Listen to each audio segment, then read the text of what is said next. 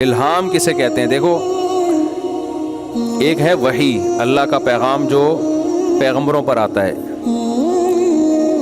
وہ یقینی چیز ہوتی ہے، اس کا انکار کرنے والا کافر ہوتا ہے۔ ایک ہے جو پیغمبروں کے علاوہ دینداروں پر، اہل اللہ پر اللہ کی طرف سے کوئی پیغام آتا ہے، تو اس کو الہام کہتے ہیں۔